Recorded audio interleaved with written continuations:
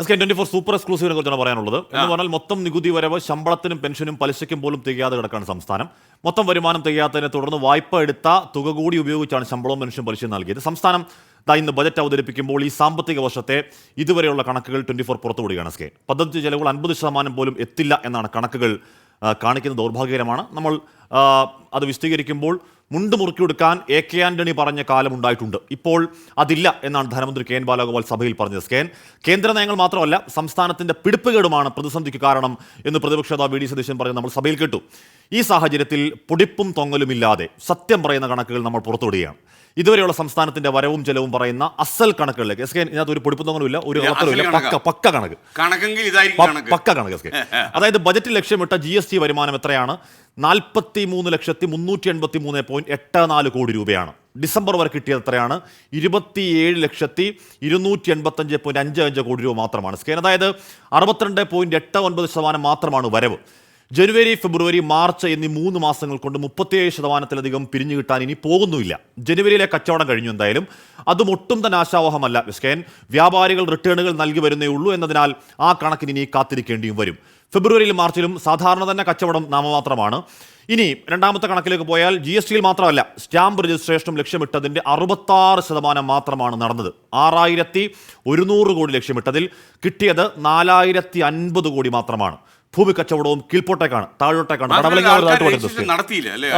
ഒരുപാട് കുറഞ്ഞു, വല്ലാതെ കുറഞ്ഞു എന്നുള്ളതാണ്. കൂട്ടിയാൽ കുറയുന്നുള്ളത് മനസ്സിലായി. അപ്പോൾ ഇനി അടുത്തത് എന്താണ്? വിൽപ്പന നികുതി. അതിലാണ് പെട്രോൾ ഡീസൽ വരുന്നത്.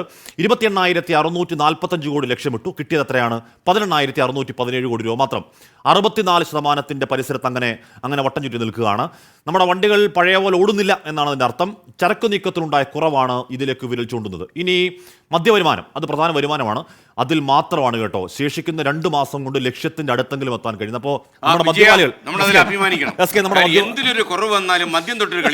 നമ്മുടെ മദ്യപാനി ഉത്തരവാദിത്തമുള്ള മദ്യപാനികളാണ്. ക്യൂ പാലിച്ച് മദ്യം കഴിക്കുന്ന ഈ ഉത്തരവാദിത്തപ്പെട്ട മദ്യപാനികൾ ലോകത്ത് മറ്റൊരു സ്ഥലത്തും കാണും. ആശ്മി പറയുന്ന കേട്ടോ അവർക്ക് നമ്മൾ സർക്കാരിന് വേണ്ടി എന്തോ ത്യാഗം ചെയ്യണം. 2,975 കോടി ലക്ഷ്യമിട്ടു. ഡിസംബർ 31 വരെ അതിൽ 2,085 കോടിയും പിരിഞ്ഞു. അപ്പോൾ മദ്യപാനികൾ റെസ്പോൺസിബിൾ പേഴ്സൺ ഖജനാവിലേക്ക് വാരിക്കോരി നൽകണം. മാത്രമല്ല മദ്യപന്മാർക്ക് ഒരു സല്യൂട്ട് കൊടുക്കേണ്ട സമയമായി. അല്ലെ ഹാഷ്മി, ഒരു സംശയം, ഇനിയും അതിൽ നികുതി കൂട്ടാൻ കഴിയില്ല എന്ന് സൂചന ധനമന്ത്രി നൽകിയിട്ടുണ്ട്. അത് കൂട്ടില്ല. കൂട്ടിയാലുള്ള കുഴപ്പമെന്നറിയോ? വെള്ളമടിച്ചിട്ട് ധനമന്ത്രി ആളിൽ ചീത്ത വിളിച്ചോളൂ, വിളിക്കും. അതുകൊണ്ട് അദ്ദേഹം കലഞ്ഞൂരിലൊക്കെ ഉള്ള മദ്യപന്മാരെയൊക്കെ അദ്ദേഹത്തിന് അറിയാം. ആള് അപകടകാരികളാണ്. അപ്പോൾ അടുത്ത് നമ്മൾ നോക്കാൻ പോകുന്ന കേന്ദ്ര നികുതിയിലെ സംസ്ഥാന വിഹിതത്തിന്റെ സ്ഥിതിയാണ്. അതായത് 14,024 കോടി ലക്ഷ്യമിട്ടതിൽ 8,439 കോടി മാത്രം കിട്ടി. സംസ്ഥാനത്തിന്റെ പിരിച്ച നികുതിയിൽ എന്നതുപോലെ കേന്ദ്ര വിഹിതത്തിലും ഉണ്ടായത് വലിയ കുറവാണ്. 60% മാത്രം കിട്ടി. ഇനി സുപ്രധാന കണക്കിലേക്കാണ്. അതായത് കേന്ദ്ര ഗ്രാൻഡിനേട് എന്ന് പറഞ്ഞ കേന്ദ്ര ഗ്രാൻഡ് എത്രയെന്നാണ്. 15,866 കോടി കിട്ടും എന്ന് കരുതി തയ്യാറാക്കിയ ബജറ്റാണ്. കേന്ദ്രം നൽകിയത് എത്രയാണ്? 6,342 കോടി മാത്രമേ ഉള്ളൂ. ലക്ഷ്യമിട്ടതിൻ്റെ 40% മാത്രം. ഏറ്റവും വലിയ കുറവ് ഈ ഒരു വരവിലാണ്. അങ്ങനെ വരുമ്പോൾ മുണ്ട് മുറുക്കി എന്ന് മാത്രമല്ല, അതിനു മുകളിൽ നമ്മൾ ചണനൂൽ എന്ന് പറയുന്നത് ചാക്കുനൂലിട്ട് ഇങ്ങനെ ഒരു കടുങ്കെട്ട് കെട്ടുന്ന അവസ്ഥ.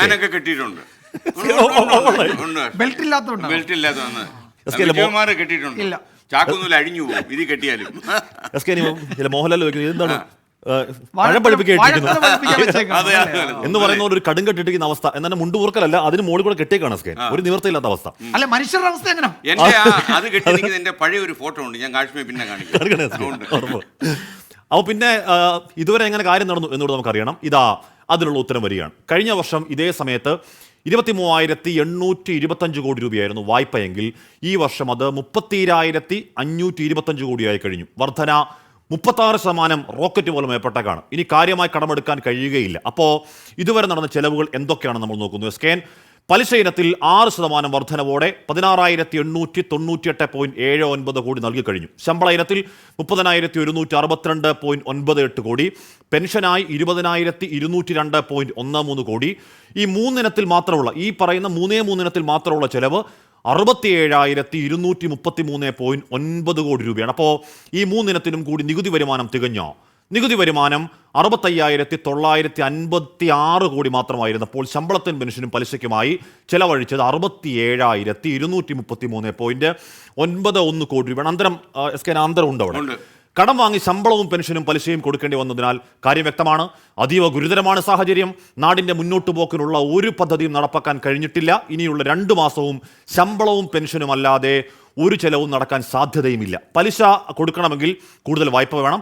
സംസ്ഥാന നികുതി വിഹിതത്തിൽ മാത്രമല്ല, കേന്ദ്ര നികുതി വിഹിതത്തിലും കേന്ദ്ര ഗ്രാന്റിലും ഗണ്യമായ വലിയ കുറവ് സംഭവിക്കുന്നു. അതിന് പരിഹാരം വായ്പാ പരിധി ഉയർത്തുകയല്ല, കൂടുതൽ കേന്ദ്ര ഗ്രാന്റാണ്. വായ്പാ പരിധി ഉയർത്തിയാൽ കൂടുതൽ പലിശ കൊടുക്കേണ്ട സ്ഥിതിയാണ് ഉണ്ടാവുക. കേന്ദ്രം കൂടുതൽ ഗ്രാന്റ് നൽകുമോ എന്നതാണ് ഉയരുന്ന $1 മില്യൺ പ്രധാനപ്പെട്ട പവന്മാർക്ക് ചോദ്യം.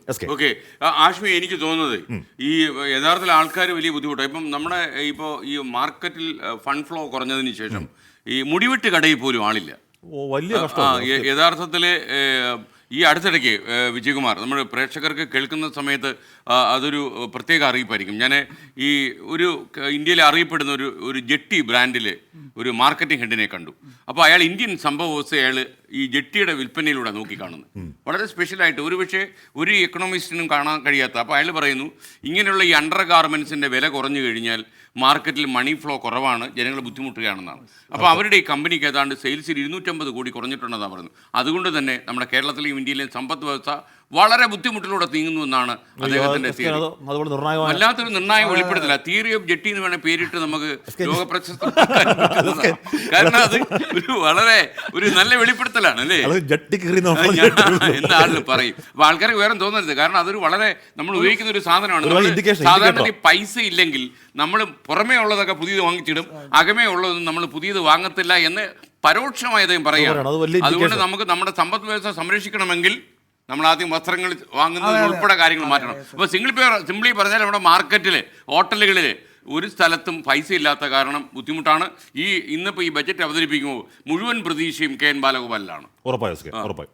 പക്ഷേ ഒരു അമിത പ്രതീക്ഷ ഭാരം അദ്ദേഹത്തിനുണ്ട് എന്ന് തോന്നുന്നു. കാരണം ആവർത്തിച്ച് KN ബാലഗോപാൽ പറയുന്നുണ്ട്, എൻ്റെ കയ്യിൽ മാജിക് ഒന്നുമില്ല, മാന്ത്രിക വടി ഒന്നുമില്ല. ഇത് പറയുന്നതായിട്ടൊന്നും ഈ മാന്ത്രിക വടി വീട്ടിൽ വെച്ചിട്ട് പോകുന്നത് എന്റെ മന്ത്രി നിങ്ങൾ എന്തെങ്കിലും ചെയ്യണം അല്ലേ, ഞങ്ങൾ ആകെ ബുദ്ധിമുട്ടില്ല. എന്ത് ചെയ്യാനാ, ഇവിടുന്ന് എടുത്ത് അങ്ങോട്ട് കൊടുക്കുക, അവിടുന്ന് എടുത്ത് ഇങ്ങോട്ട് വയ്ക്കില്ല. മാത്രമല്ല ആഷ്മി പറഞ്ഞ കണക്ക് കേട്ട് നമ്മൾ ഞെട്ടി. കാരണം ഈ 100 രൂപ പ്രതീക്ഷിച്ച് കഴിഞ്ഞാൽ 40 രൂപ കിട്ടിയുള്ളെങ്കിൽ എങ്ങനെ സർക്കാർ പോകും? സർക്കാർ ഒച്ച ഇഴയും, വടിയിൽ നീങ്ങും.